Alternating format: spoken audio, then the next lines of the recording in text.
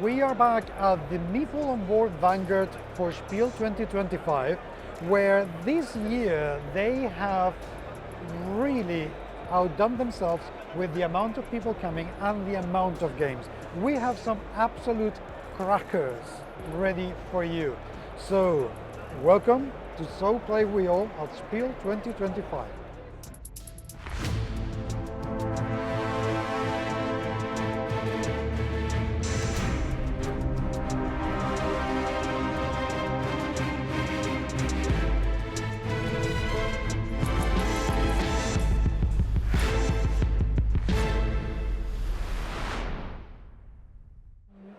I'm back with Tim, Critical Kid, with a different game. And now this is a game that calls to me a lot because the all-night breakfast at the midnight owl, and yes, that is a mouthful to remember. Yeah.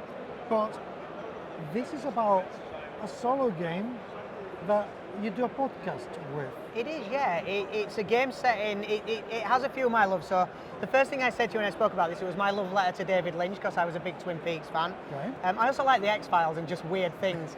And I love the Pacific Northwest. I love that whole region of the States. Mm-hmm. I love the, how verdant it is, and the weather's same as UK, so there might be something in that. And yeah, this is a game about you moving to a small town in the Pacific Northwest and becoming a supernatural investigator. So the whole point of the game is you journal your investigation, but at the end you also write a podcast and as many clues as you can integrate from your original investigation into your podcast.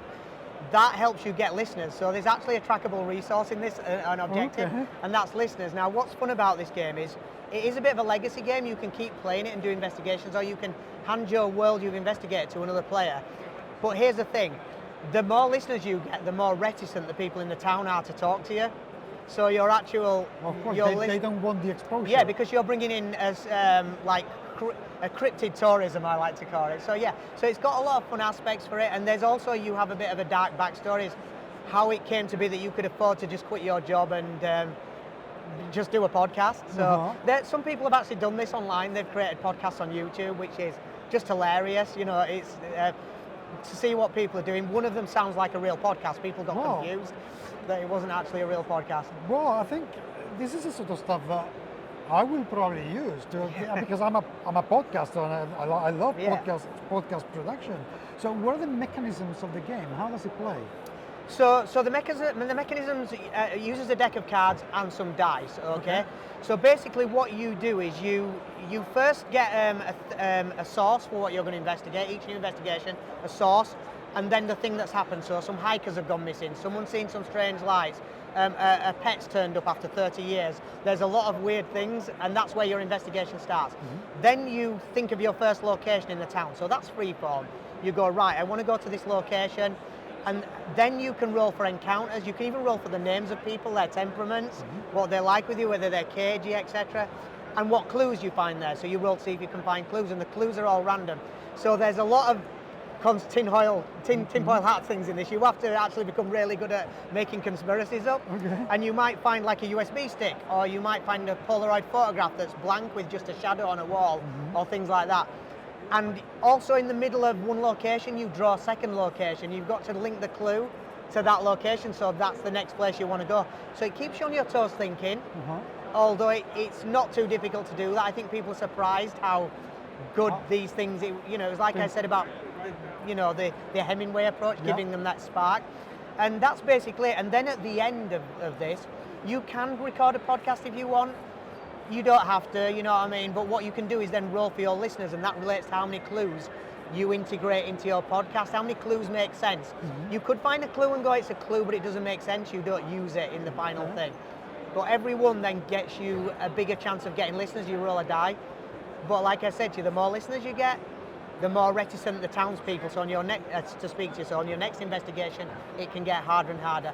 And you can also pass this book on as legacy to someone, saying, I've got to get out of town, but here's the world, here's who works in the diner who might talk to you, here's the person that runs the florist, here's the pet, and you can give someone else all this stuff. I think the idea of a collaborative world expansion, because the world is built, but it needs to be expanded.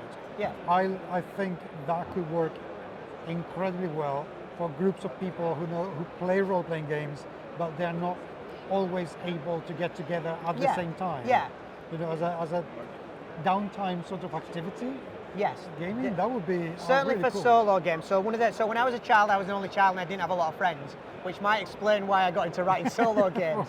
But the thing is, I do like my own time. I love writing. I love my own creativity, and as much as I love being at a table, I also sometimes don't want to be around people. But I also feel sad that I wouldn't be able to play games. So these games they're really good for that. They're also just great for creative writers. Yeah. You know, to get that spark of creative writing and things. And yeah, I adore writing them. I adore thinking of ways to give people that spark and give them that push to say, you can do this.